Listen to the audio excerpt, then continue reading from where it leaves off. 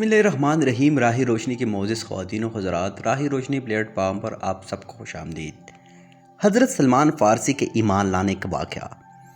حضرت ابن عباس رضی اللہ عنہ سے روایت ہے کہ مجھ سے حضرت سلمان فارسی رضی اللہ عنہ نے بیان کیا کہ میں ایرانی ان نسل تھا اور میرا باپ ایک کاشتکار تھا جو مجھ پر بڑا مہربان اور شفیق تھا، حتیٰ کہ گھر سے باہر نہ نکلنے دیتا۔ وہ مذہباً آتش پرست اور عقائد میں شدید اور آلو کرنے والا، اس کے آتش خانے کا محافظ اور منتظم تھا۔ میں دوسرے لوگوں سے مذہبی نظریات اور رسوم سے بیگانہ محض تھا۔ اس سلسلے میں مجھے بس اس کی قدر معلوم تھا جو کچھ میں نے اپنے ماحول سے حاصل کیا تھا۔ میرے باپ کی زمین پر کچھ کارندے مقرر تھے۔ ایک روز باپ سے بلا کر کہا، میرے بیٹے، مجھے اس زمین کا فکر لاحق ہے، اس کی دیکھ بھال کی ضرورت ہے۔ تم پر جا کر کرندوں سے یہ کہہ دینا، مگر وہاں ٹھہر نہ جانا، کیونکہ تمہارے ٹھہر جانے سے سارا کام درہم برہم ہو جائے گا۔ میں کہنے کے مطابق چل پڑا۔ راستے میں عیسائیوں کے ایک معبد پر گزر ہوا۔ اندر سے آوازیں آ رہی تھی۔ میں نے لوگوں سے پوچھا، یہ عمارت کیسی ہے اور اس میں کون لوگ رہتے ہیں؟ لوگوں نے مجھے بتایا کہ یہ عیسائیوں کا کنیسہ ہے اور اندر لوگ عبادت میں مصروف ہیں۔ یہ اس کی آوازیں ہیں جو تم سن رہے ہو۔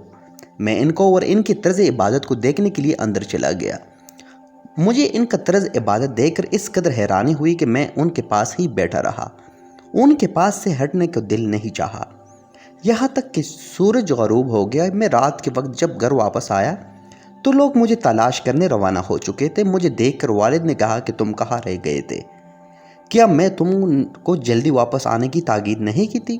میں نے کہا، ابا جان، میرا گزرا ایسے لوگوں پر ہوا جن کو لوگ عیسائی کہتے ہیں۔ مجھے ان کی عبادت اور دعا بھی معلوم ہوئی۔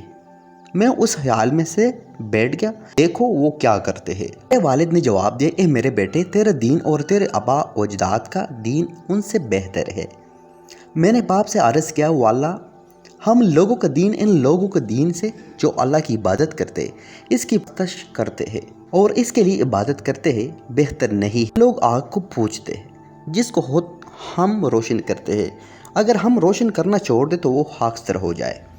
یہ جواب سن کر میرے باپ کو اندیشہ ہوا، لہٰذا اس نے پیروں پر بیڑیا ڈال کر مجھے اپنے گھر میں قید کر دیا۔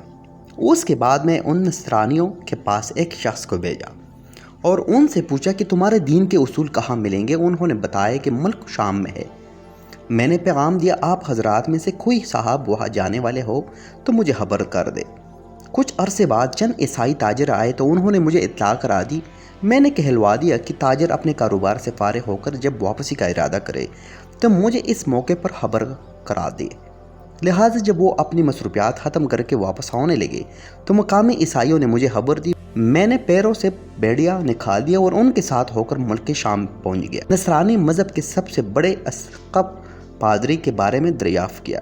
لوگوں نے بتایا کنیسہ کا منظم ایک اسقف ہے۔ میں اس کے پاس گیا اور میں نے اس سے عرض کی، میری خواہش ہے کہ میں تمہارے کنیسہ میں رہوں اور اللہ کی عبادت کروں اور تم سے اچھی اچھی باتیں سیکھوں۔ اس نے اجازت دے دی اور اس کے پاس رہنے لگا۔ اور ایک برا شخص تھا، میں نے دیکھا وہ لوگوں کو صدقات کی تلقین کرتا۔ جب لوگ صدقات لے کر اس کے پاس آتے تو وہ خزانے میں رکھ دیتا اور جن مسکینوں کے نام پہ یہ حاصل کیے تھے انہیں محروم رکھتا۔ مجھے یہ صورتحال دیکھ کر اس سے نفرت ہو گئی، مگر وہ زیادہ عرصہ زندہ نہ رہا اور مر گیا۔ جب لوگ اس کے دفن کے لیے آئے تو میں نے ان سے کہا، تم لوگوں کو صدقہ کرنے کا حکم دیتا اور اس کے لیے تمہیں شوق دلاتا، اور جب تم صدقات اکٹھا کر کے اس کے پاس لاتے تھے تو یہ ان کو جمع کر لیتا اور غرباء و مساکین کو کچھ نہ دیتا تھا۔ لوگوں نے کہا، اس کا ثبوت کیا ہے؟ میں نے کہا، میں ابھی اس کا دوختہ نکال کر آپ کو روبرو رکھتا ہوں۔ انہوں نے کہا، اچھا لاؤ۔ میں گیا اور 7 مٹکے سونے اور چاندی سے لبریز اس کے سامنے لا کر رکھ دیے۔ جب لوگوں نے یہ دیکھا کہنے لگا، ہم اسے ہرگز دفن نہ کریں گے۔ اس کے بعد انہوں نے اسے سولی پر لٹکایا اور سنگار کر دیا۔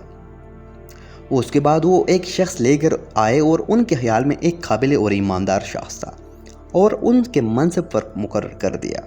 میں نے کبھی آج تک نہ اپنوں اور نہ غیروں میں عرض کسی شخص کو اس شخص کی طرح زاہد اور شب زندہ دار نہیں دیکھا تھا۔ اس کے رات دن عبادت گزارتے تھے۔ میں نہیں جانتا کہ کبھی میں نے اس سے بھی زیادہ کسی محبت کی ہو۔ بہرحال میں اس کے ساتھ رہا۔ یہاں تک کہ اس کی وفات کا وقت قریب آ گیا۔ اس وقت میں نے ان سے کہا کہ اے جناب، اب آپ کا وقت آخر ہے اور جو امر الہی میں ہے اسے آپ دیکھ رہے ہیں۔ قسم سے کہتا ہوں کہ میرے لیے آپ سے زیادہ کوئی محبوب نہ تھا۔ برائے مہربانی مجھے کچھ حکم دیجیے اور کسی طرف میرے رہنمائی کیجیے۔ اس نے کہا، اے میرے بیٹے، اور تو کسی کو نہیں جانتا، البتہ ایک شخص موصل میں ہے تو اس کے پاس چلے جاؤ، یقیناً اس کو میری طرف پاؤ گے۔ پھر جب وہ فوت ہو گیا تو میں موصل پہنچا اور اس شخص کے پاس گیا۔ میں نے اس کو دعوت و عبادت اور دنیا اور زہد میں اسی طرف پایا۔